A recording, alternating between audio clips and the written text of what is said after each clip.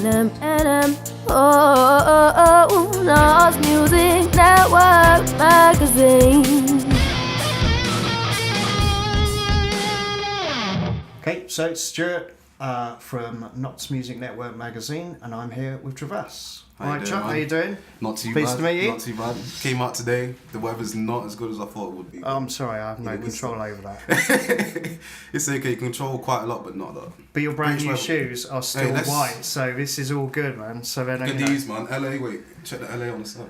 So at least it's not raining or So yeah, I don't want to. not got muddy. Don't or want to mess them anything. up. No. Right, so tell us a bit about yourself. Well, I go by the name of TRUHVAS. I'm from Nottingham. I make hip hop, rap, R&B.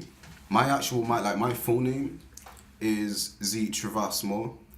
Now, like my government name's actually spelled TRAVAS. Right. But you know, I didn't like the way that looked, so I thought, you know what, I'm gonna switch up a little bit. So I'm gonna spell it TRUHVAS. Oh, nice. But only in all capitals too. So I mean, it's a nice name, so you can do what you like, right? Yeah. So what I do is, like, for all my songs or whatever, like, I write them all in capitals, and all the track titles, and I also put my name in all caps, just because I like how it looks. Yeah, man. So, Yeah. I mean, no, it's in this day and age, you've got to have the whole look. It's not like you have, and you can't just like make music and then have like shoddy looking stuff, because exactly. we live in an age where people expect that, and like if you kind of your image doesn't match or looks poor compared to what you're doing, people don't. Exactly, and it's like, obviously now, because you've got Spotify and whatever else, that shows you the track listing, it shows you everything. So it's not like when I was growing up, it was like all about the CDs and all you could see was track one, without you'd never seen like the artist's name or anything like that. It was just track 1, 2, 3, 4. Now it's like it's all about visuals, and I don't know, the internet's changed everything really. Yeah, it has, for sure. Are you on Spotify? I only just got on Spotify last year, so in October. But I'm also on, Apple Music, Deezer, and whatever else. So finally got there. It took a long time, but we got there. It's not as unobtainable as you think, is it? Because when I first thought about it, it's like, there's no way I'm going to get on iTunes, and then you look into it and it's really simple. Actually, I can get on iTunes. Exactly, it's really simple, and like I said, back before, and this is where things have changed. It was like, I don't know, 10 to 5 years ago, you needed record labels to, get on Spotify or iTunes or whatever else. And now you just do it all yourself. Coming back to you, what software do you use? How does a TRUHVAS song? How does it come about? I don't know. Usually, I'll probably go through something in life where I just think, I want to put that in some music. So talk about girls, so I'll get heartbroken. Now I'll wake up one day thinking, I want to put that in a song, man. So I'm like, alright, I'm gonna set up my I'll set up my mic. I got a nice road. Right. Very nice road, like I love that. And then I plug that into my Focusrite, and then I plug that straight into my computer. So literally, like, that hardware-wise, that's all I've got. Like, I've only got a mic and an audio interface.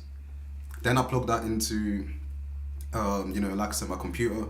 Then on my computer, I've got Cubase and Fruity Loops. Right. So I make beats on Fruity Loops, and then I mix and master in Cubase. And that's where I don't really like Fruity Loops. I prefer Reason, and the only reason, I'm saving up to get Reason at the moment, but FL is what I can get, and what I can afford. So I went for a phase of using Fruity Loops. Fruity Loops, it's okay, but that was a long time ago. I think it's changed quite a lot. It has. Like, the first time I used it, like way back in the day, probably like around 2004 or whatever. It was probably like the most simple software you could use, and it was actually shunned upon. Like, if you use Fruity Loops, people were like, no. Like, if you go to a professional studio, they don't use it. And it still kind of got that stigma, but it does a trick at the moment until I can get, something else. Because I use Cubase as well, and I used Cubase for a long time. Yeah, I love Cubase. See, I've moved to Ableton, like, and Ableton Live. Yeah. Now I mix and master in Cubase. Yeah. But for like song creation, I really like Ableton. Yeah, I've always wanted to delve into it because the thing is, have a try, dude. Like the base version's only like 80 quid or something. Yeah. Well, the thing is, I actually got a free version with my I think it was one of my keyboards. So I had an M Audio Axiom 25, which is basically it's like a 25 key keyboard. And they gave me a free version of Ableton, but I think it depends what genre you do. So, when did you start? I mean, we spoke about. We kind of touched on it a little bit. A little bit, yeah. When did you actually start making music? To be fair, I was thinking about this earlier, and I think I made my first song. I was probably in year 3 or 4, and I think I was in year 3 or 4 in about 2002 or something like that. So what had actually happened was because my mum's got her own studio. I think I just turned around to her like one day. It's like I want to make music. I want to make a song, you know, because I used to have one of those keyboards, you know, where you could like make little beats on it, and you could basically build up a beat using layers. Right, yeah. So, you know, I used to play the piano like a Yamaha Porter sound or something like I think it was a Yamaha. Yeah. You know, I actually have a Yamaha at home as well. But I think I went to her and just said one day, like, yeah, I want to make some music. So she was like, all right, well, you know, let's start with a beat. So I made a little beat. Yo, it's trash. But then obviously my mum, like, she made some, you know, little adjustments or whatever. And then I think, then we went on to the lyrics. And I wrote what I thought would be good. Clearly it was trash, but my mum being the amazing mum she is, you know, we kind of ran with it, and yeah, that was the first song I recorded, and we put it on tape. So, you know, I don't think many people really had CD players then or whatever. Put it on tape, you know, I put it around the community, like a lot of people heard it, and from there onwards, it was like that. I knew that was what I wanted to do. But apart from that, I think the only other time I actually really took it seriously when I knew I wanted to do it was probably 2004. So I was in year 7 around them times. And that's when I had FL, but I only had the demo version. So the demo version in FL, you can only export 4 bars. So what I had to do was, you know, I had to make a beat within 4 bars. Right. Then export every single instrument in 4 bars. Yeah. And then, you know, with those 4 bars, build a track and structure it that way. So even if you look at my music now, it's kind of similar to that because I usually make my music in about 8 bars or something like that. And I think it's really because of that. So that's part of my style. Okay, yeah. You know, so that's where it kind of all started from. So, you know, I'll usually, you know, set on FL or whatever, put it on an 8-bar loop, and, you know, keep building up from there. I'll literally have about, 10 instruments just lined up. And just keep, you know, building up. The process definitely influences the sound, for sure. Absolutely. So was there something else that happened in 2004 that kind of kicked it up a level for you? Yeah, or was like, it... you know, around them times because, you know, I haven't had the best, I wouldn't really say upbringing, but, you know, the environment around me hasn't always been the best. And, you know, around that time, around 2004, you know, there were a lot of issues going on. And I think, like, with myself personally, I'm really expressive, but I was really shy then. I'm not now, but, you know, then it was like, no. So what I used to do was, you know, I used to get my lyric books, and I said to myself, I'm going to write at least 2 pages of lyrics every single day. Okay. And so that's what I did, and I've still got the books as well. And I just used to just, you know, write down how I was feeling, you know, about, you know, the depression or whatever. And I started to realize, like, look, like, what I'm actually doing now is, you know, I think it could really turn into something someday. And so I just kept up with it, you know, kept making beats and whatever. But the only downside was, you know, I never got to go to parties or anything like that. Because literally, when I say I was dedicated, I locked myself away in my room, and no, I wouldn't talk to anyone at all. So, you know, they say for what you want, though, you have to sacrifice stuff. Yeah, and then yeah. It's usually time. It is time, It's usually time, so... Yeah, I mean, I spent a lot of time playing guitar when I could have doing other things when I was learning. Yeah, but, you know, when you're doing something you love, you don't really care what you're sacrificing. Yeah, it's really, you know, it is what it is. So for you, it sounds like the lyrics are kind of the thing. That's what you're. Yeah. That's so the music's a vehicle for the lyrics, essentially. Like it kind of, and the thing is, like when I was growing up, because I didn't have the best voice, but my beats were always like people used to listen to them like, yo, he sounds like he's gonna be the next Dr. Dre or whatever. So you know, I was always kind of polished, you know, in that area. But it just took me to mature a little bit, for my voice to drop a little bit, you know. Yeah. So I can, you know, sing in those proper R&B notes, and, you know, for things to actually take off properly. And at the moment, like I said, I really feel like I'm on a level playing field. But the only thing that happens sometimes is, you know, when you're making R&B or hip hop, is it's like if you start focusing on just making beats, your quality of lyrics will fall because you kind of putting that to the side. Yeah. And you're not really writing. But if you focus on the writing, then the beats can kind of. So it's hard. But as you say, it's time, isn't it? It's yeah. You have to kind of. I feel like that with playing piano and guitar. I kind of constantly have to be practicing both. So. Yeah, absolutely. And so it's hard, man. It's tough. Great. What are you working on at the moment? What's your... So at the moment, I am working on a new project. It's on names, but you know, talking about projects, I've literally just, like I said, I put one out in October, and I would say that was more like a demo that I actually released. So it's strange because the way I kind of saw it, I was like, I'm going to give people 4 tracks, and I'm going to make every single track kind of different. So, you know, you've got Horoscopes, which is kind of like a deepest track, something expressive. You know, you've got Cane Rose, which is more like a R&B love song. You've got Drunken High, which is obviously like a party song. Yep. And then you've got Saturday, which is kind of like the morning after, you know, the party.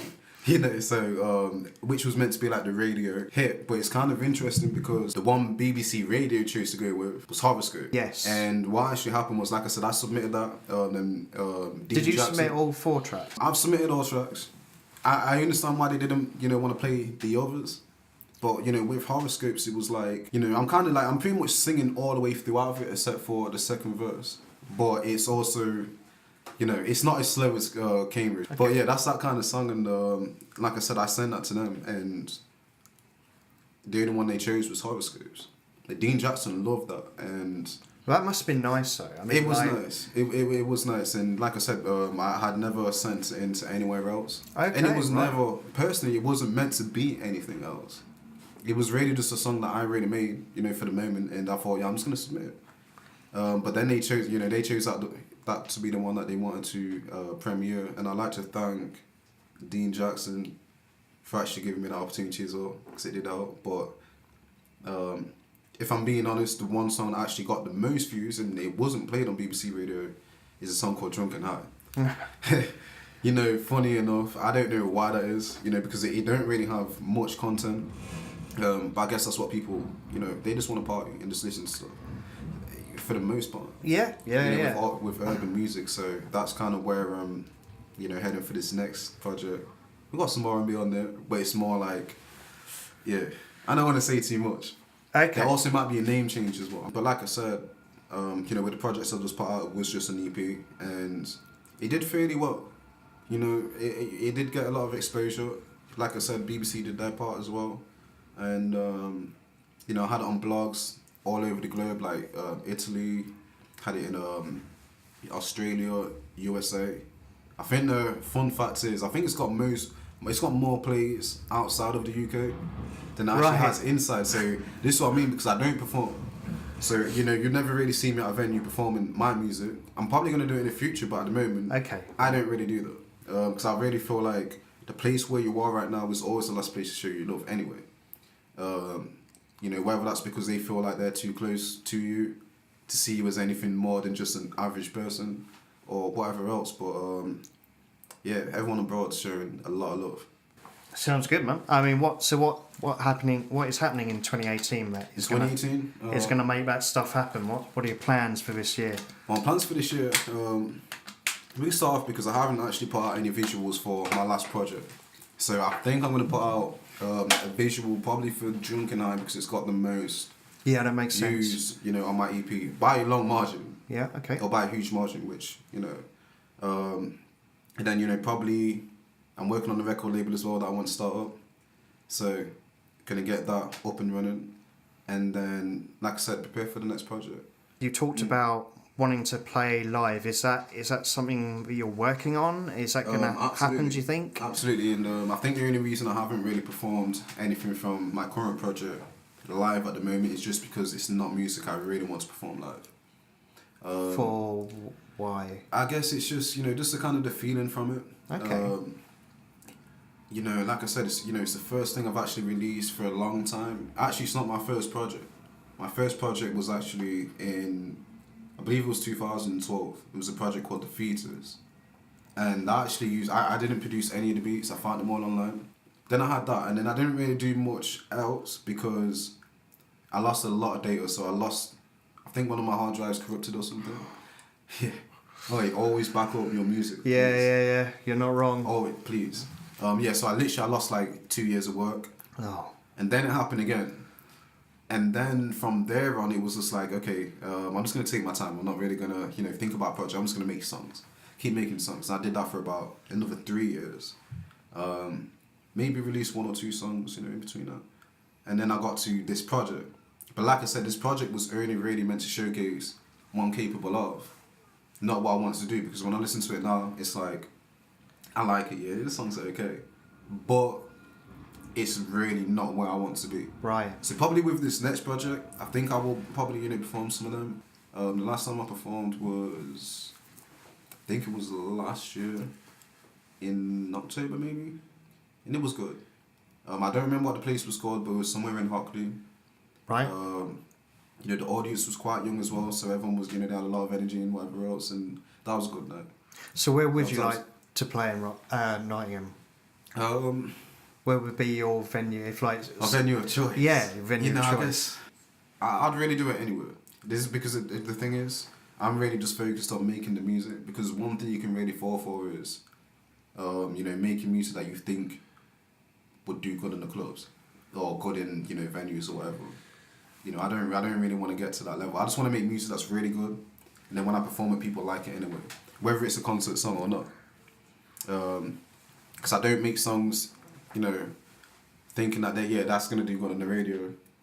I make songs because I want to do it. And I think what I really want to do is probably even have my own night. Not about myself, but just like, setting up a night, a little hip hop or R&B night, have some other people perform, I'll make something from the drinks or whatever. See, I think there's mileage in that idea for sure. Yeah, see, it's hard to do, but it's... Yeah, because there are a lot of open mic nights around, but yes. There doesn't seem to be so many that are kind of curated in absolutely the way you're talking about. One genre. At the end, I'd really, really like to do my own night and, really curate it the way that I want it to be. Because not too many places are really accepting of hip-hop. And if they are, it's not the same. If you're a band in Nottingham, you've got a better chance of getting exposure and promotion. Yeah. It's funny, we were talking about this like with the crew, like just before we met you. Yeah. But it's bands. There is a lot of opportunity in a lot of places to play. Way more, but they deserve that because they play. Like I said, they can really play instruments. Yeah. I mean, I think put on a night, dude. It sounds good. Wise words. Cheers for your time, dude. Yeah, I'm gonna take him to I don't. You want to go to a little bar? We can grab a drink. We'll get one drink. We'll do that first. You guys want a drink? No, they're all quiet. Well, they have to be quiet. They have to be quiet. They're not. They're still rolling. Look, the engineers out there. Shout out to these guys, man. But it's been a pleasure, absolutely. And like I said, I'll come down again once I'll finish the next project, and I'm sure we can make it up. Cool, man. Yeah. Nice one. Nice.